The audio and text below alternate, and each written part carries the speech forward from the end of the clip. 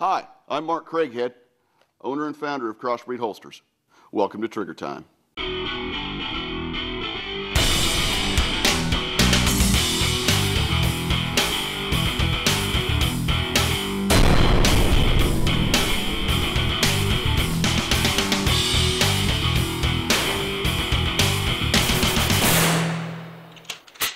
Hey all, welcome back to Trigger Time. Glad to have you guys with us again.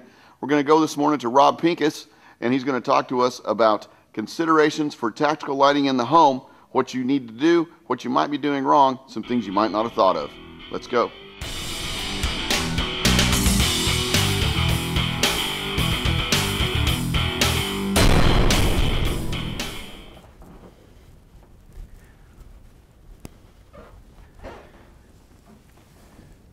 When you're fighting in the dark, or more importantly, when you're trying to think about defending your home in the dark, you probably don't want to do what you just saw me doing, walking down a hallway with a light constantly on.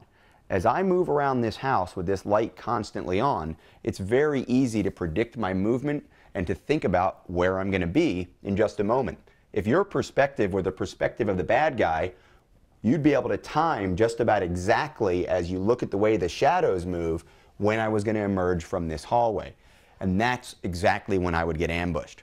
We really need to think about how we're going to use light inside of our home. What types of light we're going to use inside of our home is also just as important. When we think about having a firearm with a light mounted on it, we also then, of course, turn that firearm into a flashlight. We turn the flashlight into a firearm. Everything that I illuminate naturally is then going to have a firearm pointed at it.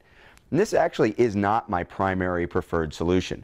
I'd much rather have a separate light in my hand that I can use intermittently and indirectly as I move through a house to make sure my family is secure or to move my family to a barricade location, because this will keep you guessing.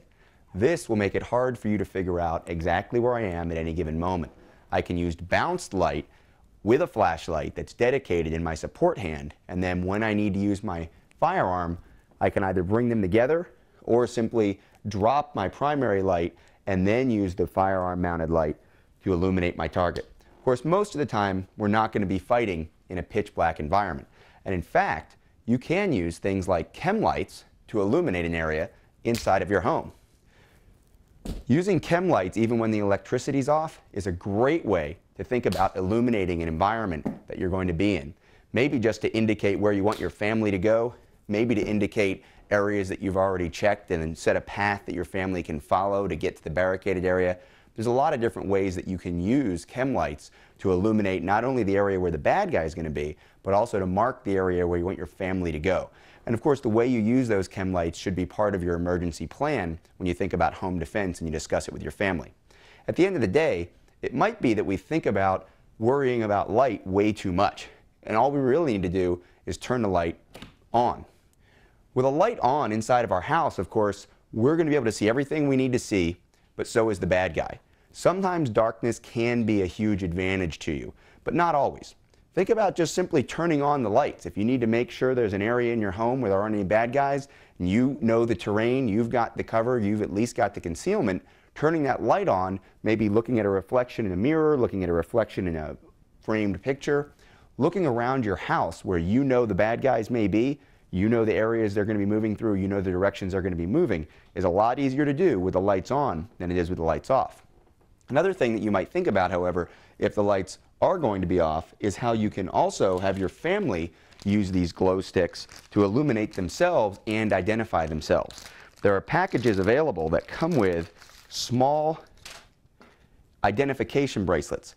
If the lights are off, and some light stick kits actually have a setup that you can hand to your family and have them keep perhaps in their bedrooms, other places where they can set the actual sticks up to become identification bracelets or identification necklaces. And now, when the kids are moving through the house, coming to the barricade area according to your plan, they're able to take these and actually let you know that they're a good guy.